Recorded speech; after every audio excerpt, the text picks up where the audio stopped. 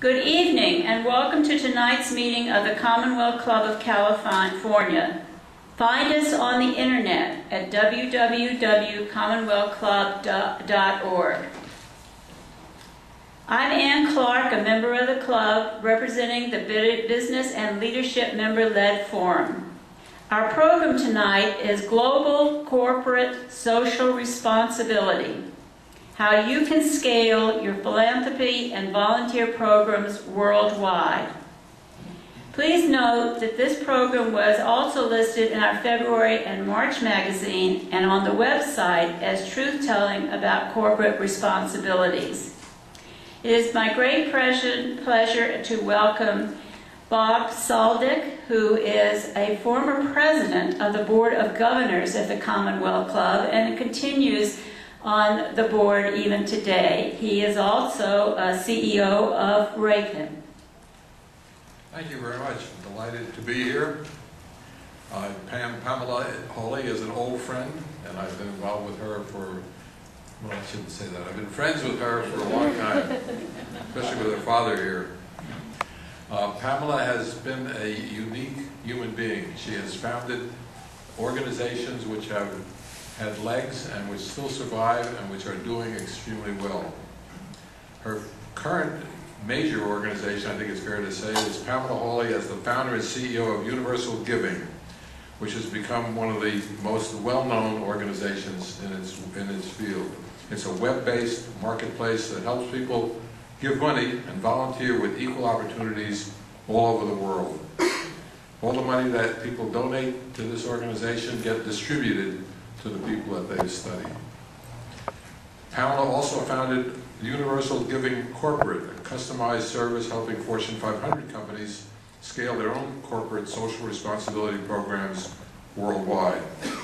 Pamela has won so many awards that I won't bother going through them, but one I like is the Jefferson Award, which is the Nobel Prize in community services. So with great pleasure, I once again introduce Pamela Hawley to the Commonwealth Club.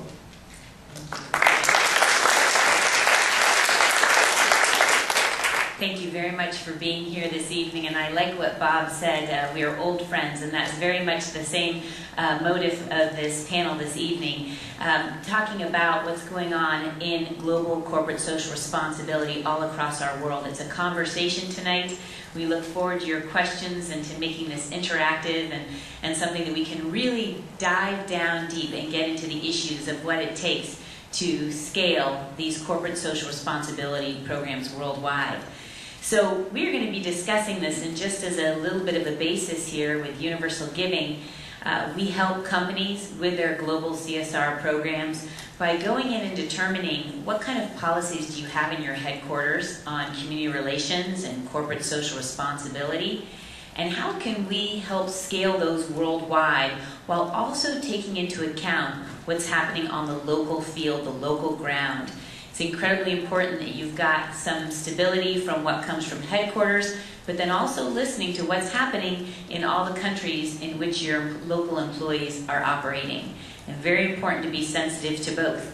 We'd love it if we could customize across every single locale and country, but it's not possible. We have to be resourceful and realize that giving and volunteering are wonderful and needed, and at the same time, they also need to be able to hit and meet your bottom line as a company. So in what we do, we help companies with their strategy worldwide. We help vet their NGOs. I'd say a key challenge for us when we're working with companies is how do we qualify the NGOs with whom you work? A lot of people look at overhead, that's important, finances, tariffs laws, all of those are very important. But what we do is we take it to another level by working from a venture capitalist perspective. Most VCs look at a plan or an idea and they say, great idea, and the next question out of their mouth is, who's the management team? Who's the leadership? And that means that when we're looking at quality, you have to look at both objective information, such as finances, as well as subjective information, which are judgment calls about people, about leadership, about who are running these programs. And that's where we have a team of worldwide experts on the ground that helps us do this due diligence on nonprofits. So we function as an innovative nonprofit. 100% of every donation goes directly to the causes that you donate to on Universal Giving. And the way we make money is by working with companies to help them with their programs. That's how we can offer this service for free to you. So this evening I have a very esteemed panel. Very excited about all the wonderful leaders on our panel this evening. And we're going to start off very, very briefly talking about a very quick 1-minute synopsis about what their program is and one signature program they'd like to talk about and one of the challenges. And I just talked about one of our challenges is determining quality. How do we make sure that where your money is going is a top-performing nonprofit? That's one of our challenges. So for one of our first speakers tonight, I'd like to introduce Tricia Thompson from Dell. She is the Vice President of Corporate Social Responsibility there. She is someone who's had practical experience on the ground. She just returned from a trip in India to Delhi and to Bangalore, looking at 10 of their NGO partnerships there. And she leads a program called Youth Connect, which is very involved in technology and working with youth across the world. She has been with Dell for 13 years. She also leads WISE, which is a women networking program, helping women at Dell, and she's quite an accomplished leader. So Tricia, if you could start off a little bit about Dell and Youth Connect, that'd be wonderful. Thank you, Pamela. It's a pleasure to be here, so thank you, everybody. Yeah, Youth Connect is our signature program, and we're in 10 countries now globally. And the foundation of our giving at Dell is to take our dollars and our technology and our talent of our employees, and how do we combine those to have the most powerful effect. And we are focusing on underprivileged children and connecting them with technology and using that to help them prepare for a better world, and how can they do more with their lives and what they have with technology. And it's really been an inspiring journey that we've been on so far. And Pam, I don't know if you want me to talk a little bit about some of the challenges, maybe? Yes, we're definitely going to talk about challenges. Our other title this evening was truth-telling, and we're going to get into the truth-telling. So you were just talking a little bit about some differences between China and India in your program. Can you speak a little bit about that? Yeah, and it wasn't just China and India, but I can tell you the differences in the compare.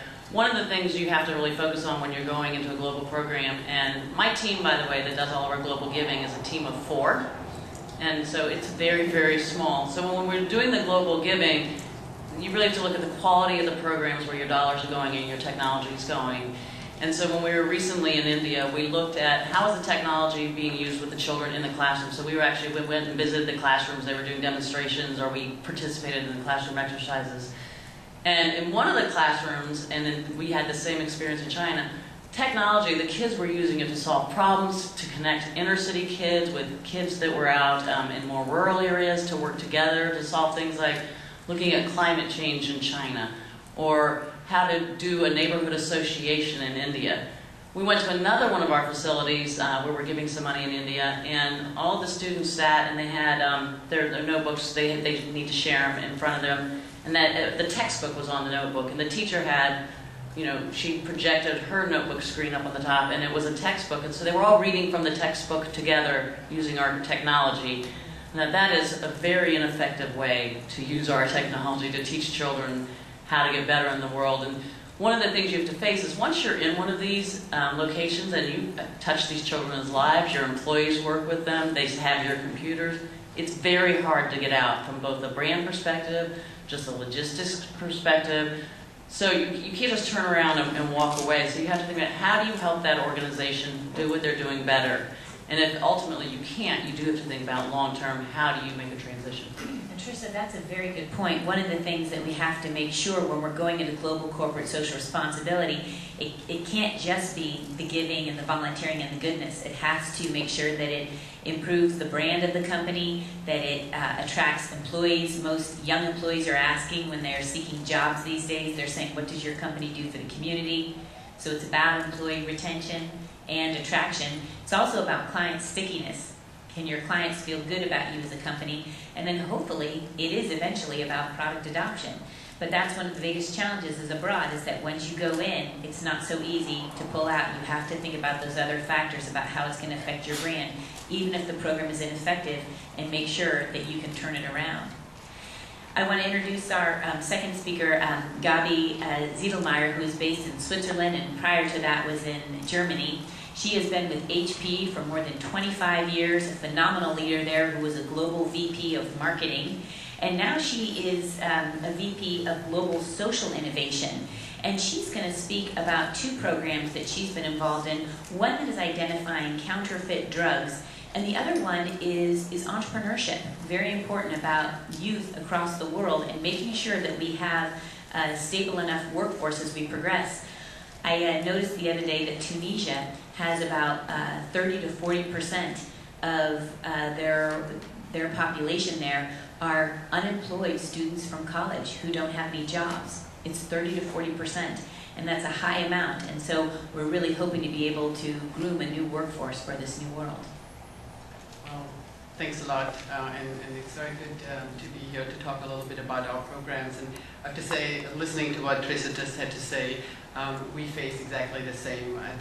It's not about money only, it's not about the technology only, it's really about bringing innovative solutions and employee skills to address social issues. HP has 325,000 people in 170 countries, and they have phenomenal skills. They can help nonprofits to do marketing and outreach. They can help them with project management. They can do pro bono legal work, and you name it. So this is one of the challenges, to create the platforms and make it easy for employees to have platforms that they can engage in.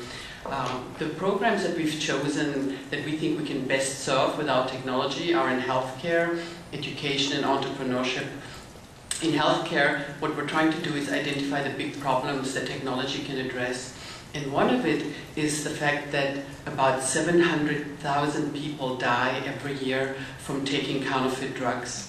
So we started a program in Nigeria where out of a population of 158 million, 110 million are infected with malaria. If these people do not get genuine medication, it could be medication that's either useless, that could basically lead to death, or it could be toxic. So what we've done is we've partnered up with a small NGO out of Ghana in Nigeria called Impedigree. And what we've come up with is a cloud and mobility solution. So when patients buy their medication, they scratch up a code on the medication, they SMS that code to a free number and get immediately, within seconds, an answer back whether this is a good medication. And this is based on location information and mass serialization of numbers. And it's a cloud solution that you can take from Nigeria to any other country in the world. So this way, we're really addressing a social need by bringing technology. The second very quick example is on entrepreneurship. As Pamela has said, it's not only in Tunisia, but it's around the world. A lot of graduates come out of university and they cannot find a job. And what we find often is that their skills are too theoretical. So what we're teaching them are practical skills, how to use IT to do a marketing plan, how to use IT to do a finance plan, accounting, how to set up your website, how to do your collateral, how to crowdsource for logos, and so forth. So taking that course means they can set up their own shop, become entrepreneurs, and we've created thousands and thousands and thousands of jobs this way by equipping these young people. These are just two examples. Thank you. And we have our final speaker this evening as well, Mark Edmonds, who is the Vice Chairman at Deloitte, and also he is a regional managing partner. And one of the main components of Deloitte is focus on education, and specifically character education. We talked a little bit about leadership before. This is exactly where Deloitte is heading, and about 3 years ago, our CEO met in the White House and made a commitment of over $100 million worth of hours by 2014 of employee hours devoted to volunteering. It's quite a commitment, and that is global. So the Deloitte 21 program is designed to help provide education, to help groom these leaders, and to give them the skills to be a part of a burgeoning workforce. Mark, if you could speak to that. Sure, Pamela. I'm very happy to be here. Several years ago, we concluded that just giving cash in the community was not really working. That we have 175,000 people that wake up every day and they run around solving business problems for clients. And why shouldn't we use those same skills to solve the same business problems in the not-for-profit community? So we decided to go hard in education because we, like you in the audience, see a massive crisis in education in the United States and actually around the world. And we think that the workforce for the 21st century it is not going to be ready over the next several decades unless we build a stronger college-going culture. College is not for everyone. We've got to get a lot more folks that are going to get into the system. Just across the bay in Oakland, almost 50% of the young boys and girls don't finish high school. And many of them don't because they don't have a mother or father who did the same. So great organizations like College Summit are enabling them to get into college. Pamela, you mentioned character education. At Deloitte, we've been around 150 years, and we believe we have brand permission around character education. We actually need more Bill Gates and less Bernie Madoff. And the way you do that is you teach young boys and girls life lessons when they're younger.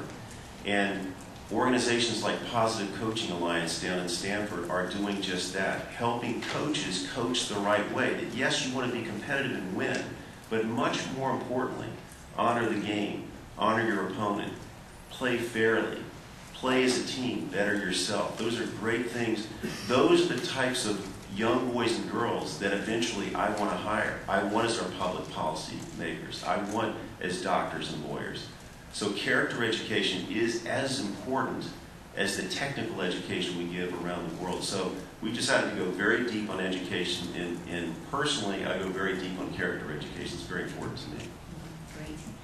One of the things I'd like you to talk about this evening is, what do you think is the main reason? I cited a couple of them earlier this evening. What's the main reason that you all have a global corporate social responsibility program set up?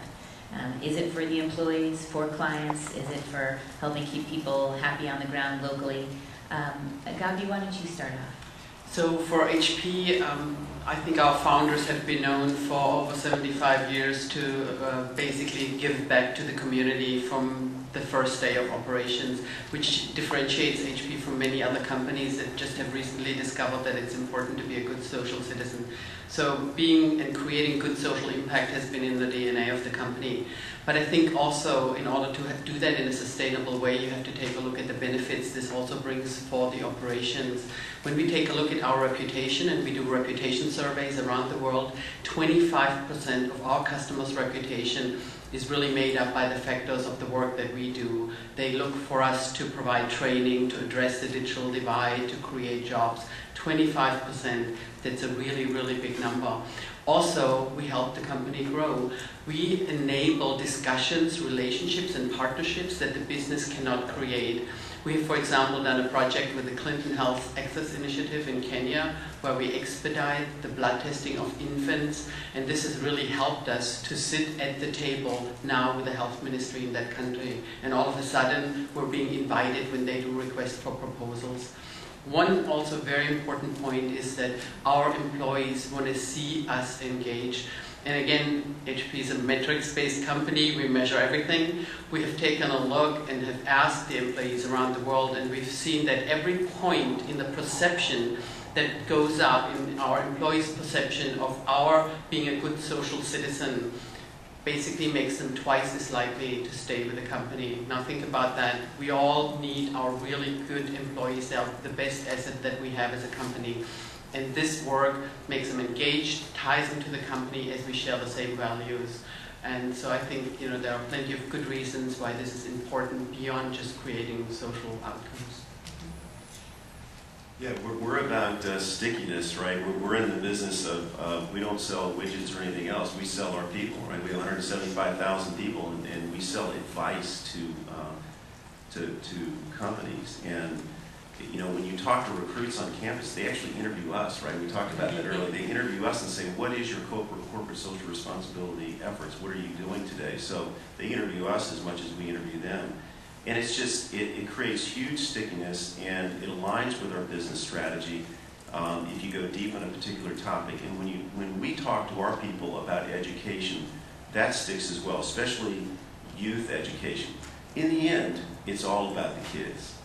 It's all about the kids. And if we help lift them out of these challenges of not being able to get into college, we think we can do pretty enormous things.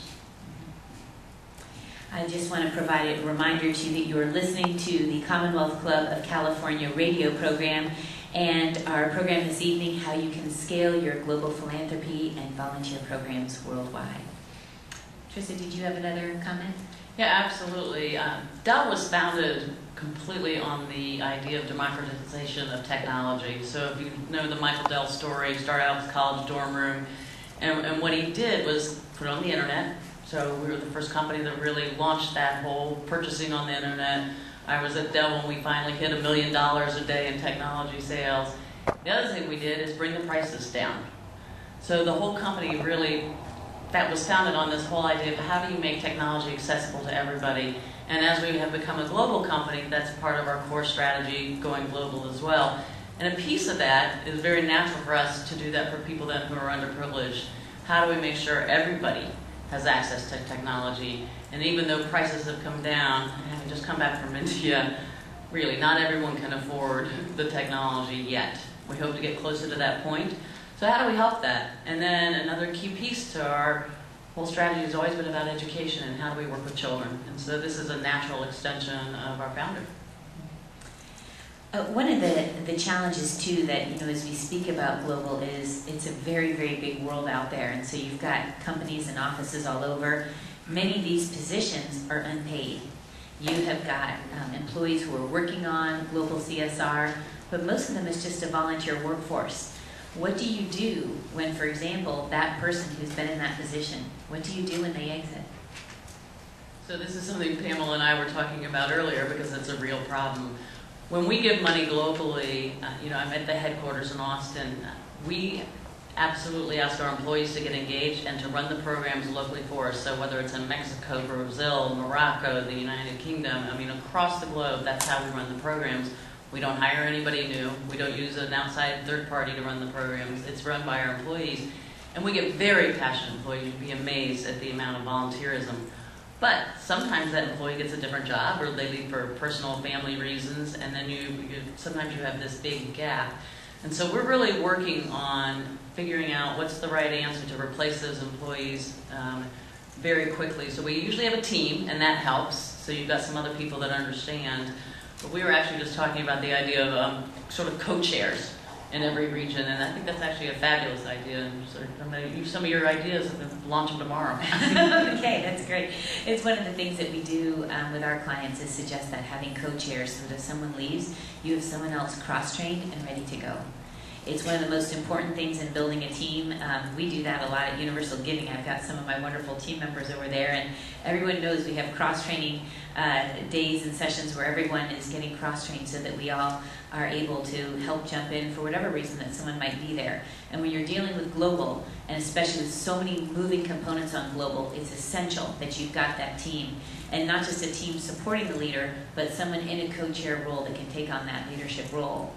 And speaking into this about competing resources, we all know we've got a major crisis right now in Japan. Yet at the same time, you all have corporate reasons and corporate strategy and corporate objectives as to why you're doing this. I'd like to ask you candidly, and this is where we get to our truth-telling as well, are you involved in this crisis in Japan? It's not a wrong or a right answer. If you are, why or why not, and how, if at all, does it fit with your strategy? I guess I'll start. Yeah, we're very involved because we have 9,000 Deloitte folks that live in Japan, so we're very concerned. We're praying for a positive outcome, and right now it looks very, very bad. But in terms of corporate social responsibility, we are aligned around education, but we have people that wake up every day and think a lot about loved ones that are over there, whether it's family or other colleagues they work with, because as Deloitte people work on various projects, they work with global teams every day. So there's a lot of people in the San Francisco office that know a lot of people in our Tokyo office, and we actually even have offices in some of the corridors that were affected. So even though we might not go directly, go help fix this, we will solicit from the 175,000 people around the world, cash donations, generally in the U.S. through the American Red Cross, because they're a very effective organization deploying that money into Japan, and Japan has reached out and asked for a lot of help. So we do that, but again, you have to make choices, as you said.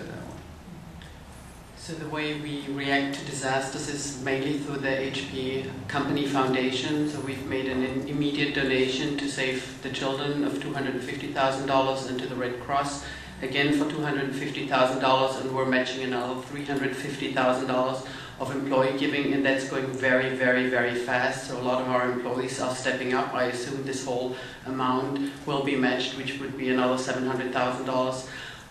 What we're also doing is we're bringing the businesses forward. They have approached my team to see what type of product and technology donations would be useful in Japan. Now, that again is through the businesses. So my team has a strategy on healthcare, education, and entrepreneurship. And we could not all of a sudden react to this disaster out of my team. But we have the foundation that's stepping up in terms of the cash, and we've got our businesses stepping up in terms of the technology. So we will have a very broad and hopefully very, very good support for the really terrible situation in Japan. And we also have a lot of employees and would like to make sure that we help the people of Japan. Thank you. Similarly, Dell has also given cash donation, and we're matching employee donations as well. But I also wanted to point out some of the practical realities of this specific disaster, and every disaster is different that you face.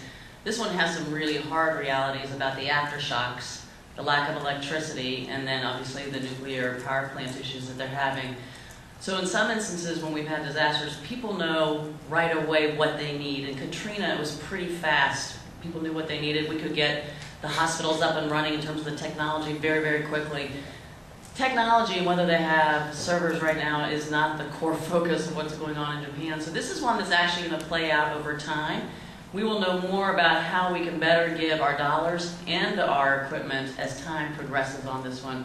And you have to really look at every disaster individually. They're all unique and they're all awful. But each one has its own kind of characteristics, and you have to respond as a company in kind to what those characteristics are. And Trista, that's a really good point, because we all have this immediate emotional response of wanting to help people who are in need in this situation. But you touched on this a little bit. Can you speak a little bit about this effort of long term? We have the initial crisis, people get funds out, and then all of a sudden there seems to be some donor or corporate fatigue. How do you look at, does your company look at rebuilding for the long term regarding a crisis? So probably the most recent example would be Haiti, where we've been involved in that crisis from the beginning. And we are still involved in both an educational way and with our product. So you can't, again, it's a situation you can't just walk away from immediately. You also can't stay there forever. So it's a fine balance. It's really something you have to look at. How does it match your business objectives? How does it match what your resources, your available resources are? One of the things we were talking about a little earlier, if it's my age, I can't really tell, but it seems like there are more global disasters than there used to be. And so you really have to balance what resources you have available there. So it's a balancing act. Now, do all of you have budgets specifically for crisis, or is it more something that comes out of your foundation? Yeah, we do, and we'll deploy cash in this one as well as a global fund. But you know, generally, that's really the reason when you look at corporate social responsibility, it needs to align with your business strategy. If it's not, it's not sustainable. So you'll put money over here, put an effort over here, and if it's not aligned, when people leave, to your point, that they've left, and you're left with not sustaining that effort. So that's why, as an organization, we said, you know, education is a big thing to solve, right? It's hard to even solve in the state of California, but if we can be leaders in solving this issue of creating a college-going culture, getting more kids that have never even thought about going to college going there, we can create a 21st century workforce that can be competitive in the world. So we've chosen that as an organization. Every organization chooses their own path. So we're going to go to some audience questions right now. We've got an interesting one that we're going to cover right now on taxes. So here's a question. Considering that within the U.S., the government provides many social services, such as public schools, roads, police, fire services, etc., what do you see as a corporation's responsibility to pay taxes? What would you consider irresponsible tax breaks, loopholes, etc.? Okay, is that a question for me? Sure. Yeah. We do taxes, as you know, and generally people don't like to pay taxes, but people will pay taxes for things where services are provided, right? And that's what people care about. Yeah, I think everybody has an obligation to pay their fair share of taxes as they have profits, and generally the clients that I work with, pay a lot of taxes actually. A lot of these companies right here on the panel, they pay a lot of taxes and support a lot of it, not just federal income taxes, but taxes in foreign countries, local taxes, and so yeah, everybody has a moral obligation to comply with the law. When we do tax planning for companies, we do it in a legal way. If we did it in the illegal way, that would be really bad. So we don't do that. We help them plan to minimize their taxes so they can have more money deployed to go fix these kind of challenges that we have. And maybe an important point to make here is also to say that out of the largest 100 economies in the world, 51 are multinational companies. And even if it's 49 or 48, and this number might fluctuate, that also shows you have a role to play, and you need to come to the table together with governments and non-profits to tackle these big issues, because clearly, alone, any of these entities cannot get it done. Similarly, Dell obviously pays its taxes and complies with the law, and Deloitte's helped us actually in that front over the years. But another interesting piece of that is that Dell actually closed its foundation this year. At the end of December, we had the Dell Foundation where we did our giving, and we did get a tax deduction for our charitable gifts. We closed the foundation this year because we weren't able actually to give equipment at the same time with our gifts, so you end up having some conflict of interest rules. And it was very, very important for us to be able to give our equipment and our technology along with our dollars. And now we can combine all of that up without worrying about any tax issues. So we decided it would make more sense for us as a company. Was it our responsibility to be able to give at our fullest and not worry about getting the tax deduction on that. So we changed our whole process this year.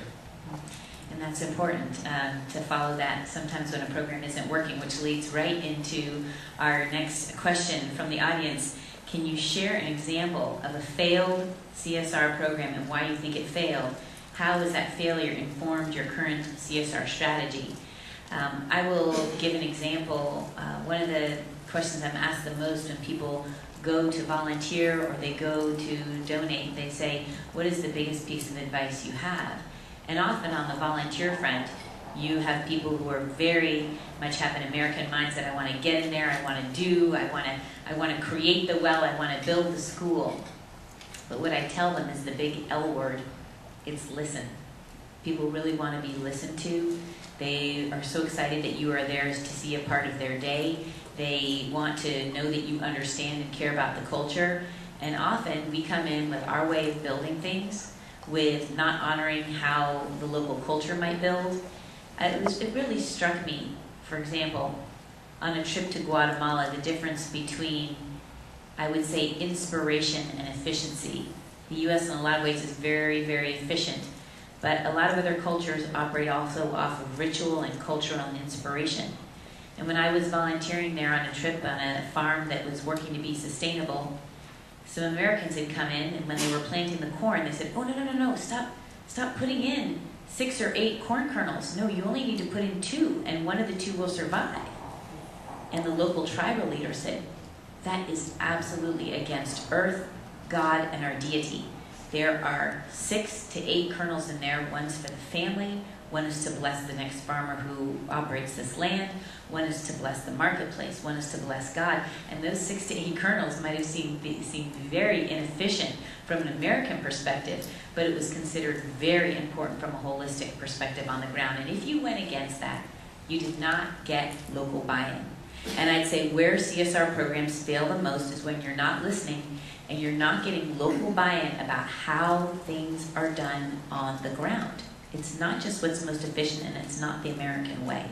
So I would say listen, and one of the things that we've seen from a recent client of ours with Symantec, they are doing something very innovative, which I've never seen with companies.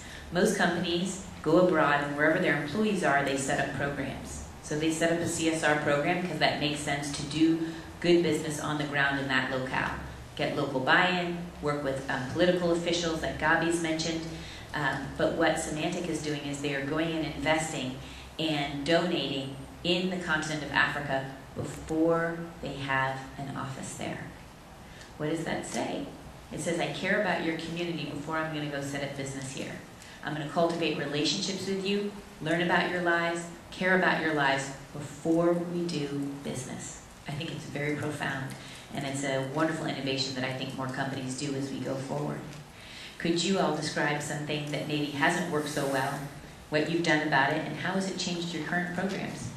Yeah, I'd be happy. I'd say more than a decade ago, as we deployed money and effort in the community, we did it in a pretty scattered way. You know, there was an itch here, and we would go scratch. We would go fix it. Somebody said, "Can we help this organization?" We would try to go help that organization. So now I actually am honored to lead 3,400 people from Seattle to San Jose. So this is my region. And when someone comes to me and says, "I'd like to spend our money on this," I always ask the question, does it line up with our strategy around education? Are you personally involved in helping that organization be better? Not just the cash, but can you increase the business performance of that organization? Because that's what we do every day with clients. That's what I want you to do with the organization. If they can't answer the second question that, yes, I'm personally involved, I'm on the board, I'm on this committee, I'm helping them be a greater organization, then we don't deploy our money there. So we've gotten smarter. So we've gotten much smarter in the last decade about, you know, focus wins. I mean, the whole point is if you focus on something, you focus the institutional energy around it, you can do enormous things. So we've given at HP a lot of grants to universities in the past to work on specific education issues.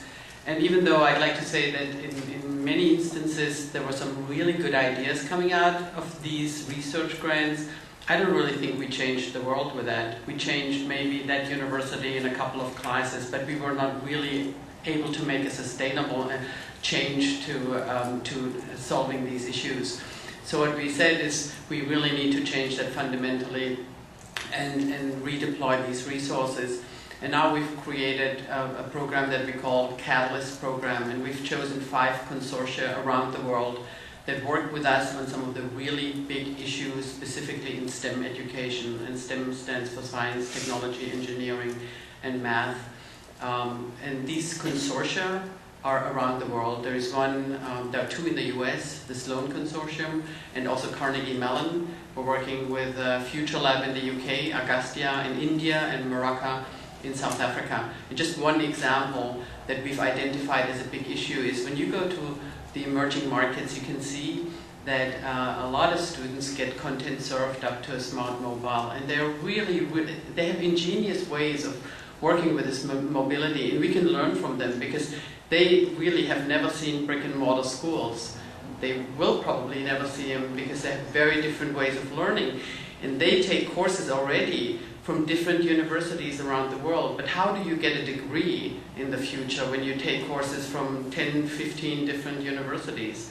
We have to rethink how we serve up content and how university degrees are handed out. These are multiversities and not universities. So we're working with them really on what online learning has to look like as we go forward. And so we have like these 5 different programs. We are producing a community among these many hundred of universities that are participating in this program, and we're going to do a final report with the OECD that's going to get globally published to make sure that these learnings then get applied throughout the world and that we really improve learning and education, specifically in sciences. And I hope it's going to make a huge difference. So that's just an interesting point. I'd like to hear from some of you. Who decides if it's not working? Is it a local employee that flags this isn't really working? Who comes in and decides that the university program is not as effective? Do you evaluate this on an annual basis? Do people send in comment cards? What do they do? Well, it depends very much on the program. We have a dashboard of metrics, and we're trying to go away from output metrics and go to outcome metrics. So it's not as important how many students have taken a class, but really how much have they learned? Are they able to create jobs? Have we really reached these outcomes? I don't think that anybody really has this entirely solved. There are so many foundations. I know the Hewlett Foundation has spent a lot of money with all these wonderful think tanks on coming up with the metrics. And I think we have pretty good metrics in place, but they certainly need to improve over time. But we're HP, we're a numbers-driven company. I always have to show that we're really reaching out, that we're making good progress on the roadmap. So we certainly have all of these metrics in place and try to really base all of our decisions on good numbers and good statistics rather than just gut feel. Mark, does Deloitte use any of its consulting kind of practices in order to evaluate its philanthropy? Yeah, all of them. We look to outcomes as well. I mean, the same thing that Gabby was saying. You know, when we look at College Summit, we've actually helped them build the systems to track the number of young boys and girls that actually get into college and successfully go through this process. You know, we're talking about global here tonight, but global starts here. All politics is local. A couple of miles away in Golden Gate Park, there's a lot of kids living there that are frightened and scared and been looking for a place to live. So Larkin Street Youth Services helps them exit that life, and we monitor that. How many people move through the Larkin Street system and, you know, exit street life, get a job, can take care of themselves. And actually in their program, 75% of them actually do exit street life. So that's a very successful program. We put our muscle, our mind, and our leadership behind. I would just add, we also are a very metrics-driven company. I think all technology companies are. It's how we run our business. But on top of that, we also, we have all of the nonprofits that we work with submit us regular reports. And it's, you know, we give them the form about the kind of data and information we need. But we also use some third parties to do some auditing as well. And you know, we do hear from our employees. They are engaged. And if they see something and they don't think our dollars are being spent well, they will tell us. They're very vocal. And Trista, how do they do that? I mean, literally, do they send an email, or is there a way on their website to respond? How do they get that message through? So we have regular conversations and just standing phone calls with all of our volunteers around the globe. And you'd be surprised how vocal they are. They don't have a problem telling you what's going wrong or right, but it's good. It's good. Good. You know, Pamela, one of the things we do is we have a volunteer council, so we solicit folks that want to be leaders. It helps them in developing their leadership capability, and that really engages them, and so they're the ones that get deeply involved in these groups. So recently we solicited, I think we got about 170 people right here in the Bay Area that want to be leaders in the volunteer council.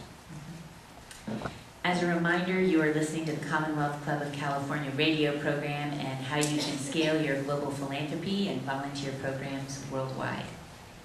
Taking another question from the audience. This is a great one. Do your programs have any investing versus giving? So actually for-profit or financial investing that you actually do in these local areas that could be a part of your global CSR strategy. Well, I'm sorry, but I think we look at all of it as an investment. So I need to maybe understand the distinction, but when we put money or leadership or pro bono or skills-based volunteerism into an organization that we're building a relationship with, we see that as an investment and look at the outcomes as the ROI. So we do look at it very mathematically, very mechanically, similar to the other panelists. And so we view that as an investment, not just writing a check. The investment in that organization being a great organization so they have a bigger impact and there's higher ROI. Yeah, it also leads to, for example, and we haven't really talked about that a lot yet, not only understanding customers better, but really developing totally new products that can be commercialized afterwards. I've alluded to one of the programs that we've driven in Kenya during the last year. One of the big issues there is that when babies get born, their blood gets taken, and it usually takes, unfortunately, up to 4 months until the results come back from Nairobi to the mother who might live in a remote area. After 4 months, it's way too late to start the antiretroviral treatment for the baby. But putting in technology into that country meant that we could really speed up that process. So now we get these results back within a week. And one of the solutions that we've developed specifically to address the needs of being away and being remote is a GSM-based printer. We didn't have that. I mean, we all think latest and greatest technology, it has to be e-printing, everything is internet-based. But you go to some of these rural areas in Kenya and there is no internet. but you know, a lot of the people still have a mobile. There is a GSM network, and you can basically SMS the results to a printer in remote areas. The mothers will get something in writing, which is important for them. They need to see it. It's a cultural piece as well. They need to see the results in front of them, and then you can start with the treatment. This is a product that will be very good for us, not only to apply to this specific cause in Kenya, but there are many other places around the world where this GSM-based printer will be a commercial product for us. So I think at the end of the day, we've done some really social good, but it also helps the business. Another question here, and this is for Gabrielle. Last night's 60 Minutes showed how big a problem fake pharmaceuticals are in this country. How can we tap into your program to find ways to solve this issue? This is a very interesting question. You've got a very well-functioning program. Can people in the public access it? Yeah, so first of all, we've also had meetings with the State Department, so I'm getting to meet a lot of the US politicians based on some of these programs, because they were talking to us also on the Global Fund, which has a billions and billions of dollars supply chain and which has a lot of counterfeiting. This whole sort of process and solution can be applied to many, many other issues. Actually, we have taken, to apply this solution to this case, we've actually taken an existing solution from our imaging and printer business. We have a lot of our cartridges being counterfeit, and we took exactly the same IP and just changed it a little bit and applied it to the medication. It could be applied to just about anything else. Now, we had this ingenious idea from this young man out of Ghana and Nigeria to bring this solution together, but there are a lot of other people that have fantastic ideas that we can really pair up with to offer new solutions. And very positive as well, a lot of the telco companies, the big names in telco, have come to us to say, let's take this to other countries and let's see what other solutions we can apply this to. So we would be definitely open to ideas. If anybody wants to talk to us, come and see me afterwards. Love to. Great. Here's a question that's off topic that I'm going to take, which I think is very important. And it says, I know we have serious global problems, but the U.S. and state of California is in the worst shape it's ever been in my lifetime. Since resources are limited, how do you plan to help our country? The middle class has been very impacted, unemployment, many of our children go to bed hungry. I will take that because I get that issue a lot, especially since Universal Giving is global. And of course, both are important. They are important. And I don't think there's any judgment or right or wrong as to which issues you decide to do. And many of us give in both places and volunteer in both places. What I will say is, having traveled to more than 20 countries across the world, as dire as the situation is here, and it is, we have low education reading levels, we have kids on the street, in Golden Gate Park and all over. There are children that don't have homes and a lot of dire problems.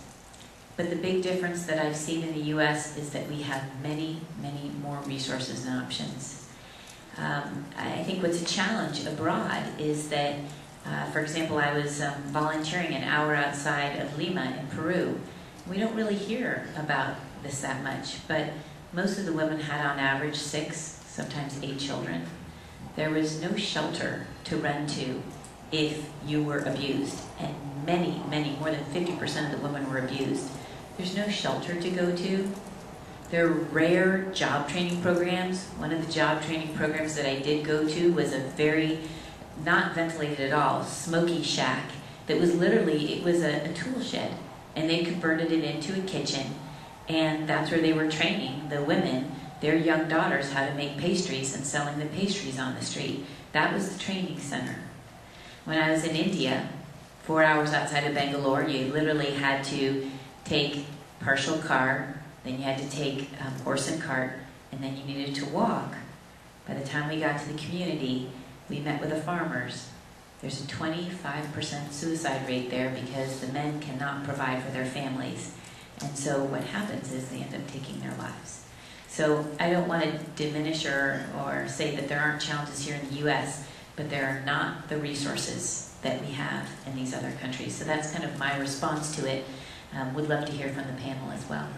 Pamela, I'd say the other reason to think globally is, I don't know if you've read this book, The World is Flat by Thomas Friedman. It's a great book, and it talks about how interconnected the world is. And if you look at this upcoming generation of young people that we hire every day, let's say 20 to 24 years old, they want to change the world.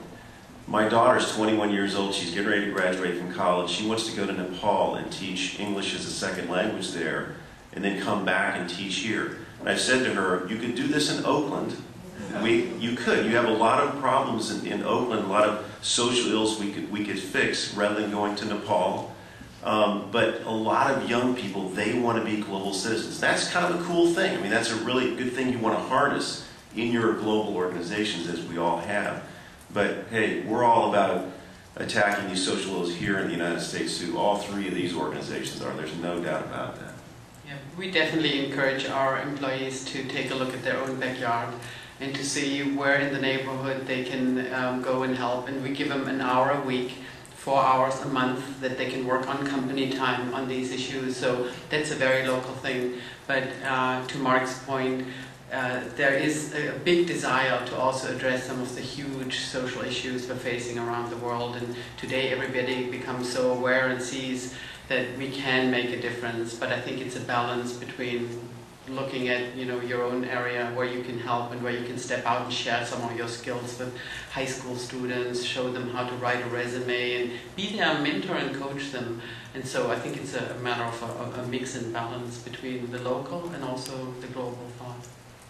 And similarly, we do programs globally, but when we were talking about our Youth Connect, our signature program, the United States is one of the 10 countries where we do run that program, so it's a very important piece.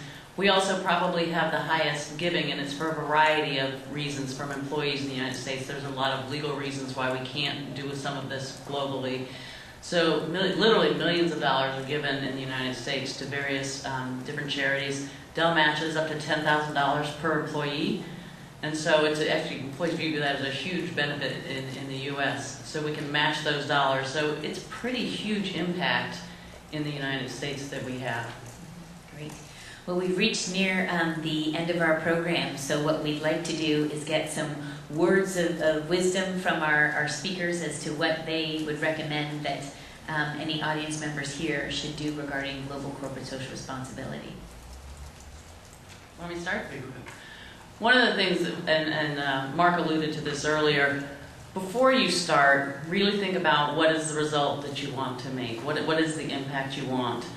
Because otherwise you do end up with getting all kinds of charitable requests, and if you respond to all of them, you're not going to be able to make an impact. So whether it's education that many of us have chosen, healthcare many have chosen, think about that, what that is, and then think long and hard about what are the pillars of that. So I told you at Dell that our 3 pillars are our financial giving, our technology giving, and our people.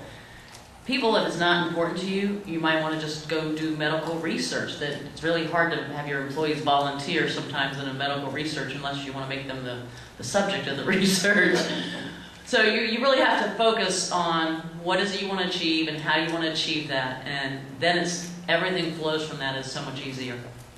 Yeah, that I would definitely agree. And there are lots of places where you can go to find out more information, to do the research as to where to engage. But I think we've reached a time where there is no excuse to say, I can't give money because I don't know what's done with it. I think it's not about money only, it's really about your time, it's about the skills that people can bring, and just to take a look around and see where there is a need and how you can make a difference is something that individuals can do. And I think there's also tremendous opportunity for smaller and medium-sized companies that haven't established the type programs that we have, for us to maybe go and start sharing it with them in order to make sure that more folks get engaged and we reach a wider audience.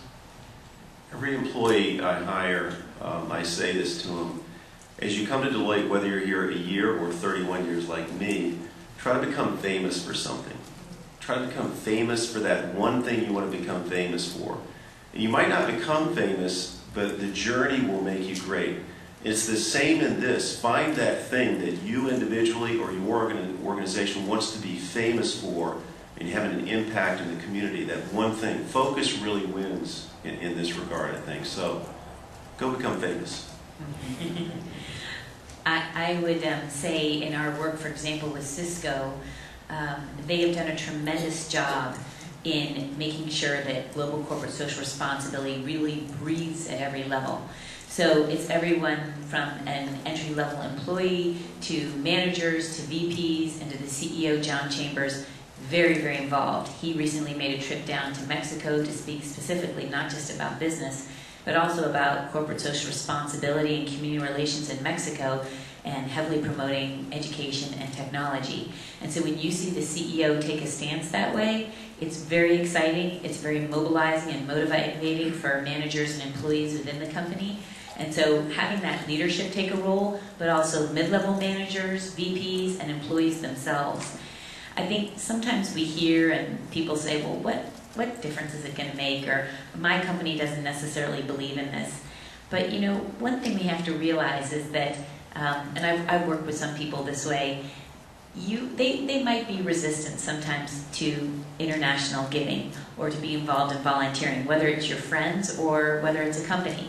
But you don't know what step in the process you are in helping them see a greater view, a greater truth, a greater understanding of the world. So let's say that someone or your manager is not that excited about international giving or about global corporate social responsibility. You're one more conversation helping them gently get closer to understanding a greater view of our world. You might not see it in your lifetime. They might not thank you, but that's not the point. The point is taking a stand for giving, taking a stand for the truth that your company can make an impact. And so you definitely need to speak your mind in a gentle way, in a way that works with your corporate culture, but in a way that you can continue to make a difference. And you are making a difference, even if people don't always agree with you. I have worked occasionally with CEOs who say, okay, I'll show up at this event, or all right, I'll kind of, make sure I make my appearance. But what's been so inspiring to me is that when you give, you are changed. Of course you are. If you're serving a meal, you can't walk away from that and ignore it. You're serving other people. It's very humbling. It's very inspiring. And it gets us down to the core of why we're doing this social responsibility is to care about people. And in caring, then our businesses do well. When we care about others, our bottom line also does well. Our brand does well. Our employees feel good about what we're doing. Our clients feel good about what we're doing. So I do think we have to take that tack that it is about doing the right thing, but understanding that doing the right thing and serving our world also helps our business bottom line. So I want to thank you very much for being here this evening, and I believe Bob is going to close for us. Well, thank you, Pamela. Pamela, it's been a most engaging evening. As a former corporate CEO myself, I was dazzled by the complexity of the issue that, as you all approached it, and the enthusiasm with which you described the steering through the issues. So, on behalf of all the members of the Commonwealth Club, we thank you, Pamela Hawley, for organizing a wonderful evening. And with that, we wish you all a pleasant good night, and thank you on behalf of the Commonwealth Club of California.